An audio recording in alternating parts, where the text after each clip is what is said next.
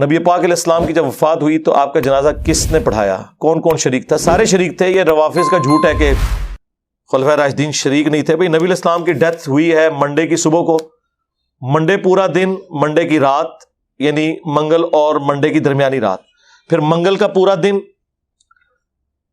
اور منگل کی پوری رات، اور پھر بدھ والے دن نبی علیہ السلام کو دفن کیا گیا.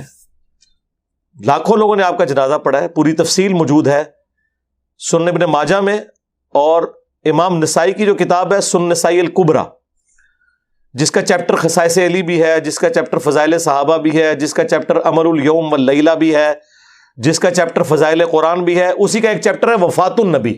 اس میں پوری تفصیل ہے، اور میں نے پورا 1.5-2 گھنٹے کا لیکچر ایک ایک حدیث کے نمبر بتا کے ریکارڈ کرایا تھا.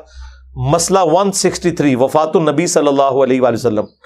صرف ایک فرق تھا کہ صحابہ نے آپ کو پروٹوکول دیا کہ آپ صلی اللہ علیہ وآلہ وسلم کے جنازے میں امام کوئی نہیں تھا.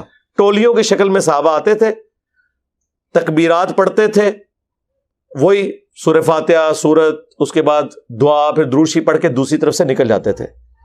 مردوں نے الگ سے جنازہ پڑھا ٹولیوں کی شکل میں، عورتوں نے الگ سے پڑھا، بچوں نے الگ سے پڑھا. تو جنازہ تو آلموسٹ 3 دن تک ہوتا رہا، سب نے پڑھا، لیکن امام کوئی نہیں تھا. یہ نبی علیہ السلام کو پروٹوکول دیا گیا. یہ جو پبلک میں مشہور ہے کہ جنازہ نہیں ہوا تھا، یہ بالکل جھوٹ ہے. اللہ کے بندو، نبی علیہ السلام کو غسل دیا گیا، آپ کو کفن دیا گیا، آپ کی قبر مبارک ہے.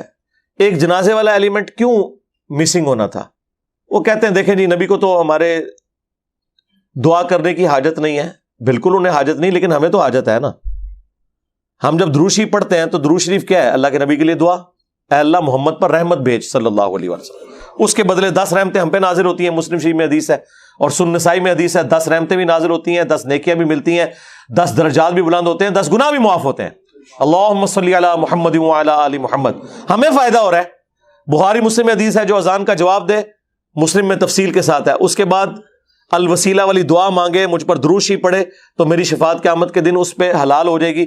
تو نبی علیہ السلام کے لیے ہم دعا کرتے ہیں نا، اے اللہ نبی علیہ السلام کو مقام وسیلہ عطا فرما، جو کہ آپ کو پہلے ہی مل چکا ہوا ہے، لیکن اس دعا کرنے کی برکت سے ہمیں فائدہ ہوتا ہے. تو صحابہ کرام نے بھی آپ کا جنازہ پڑھا.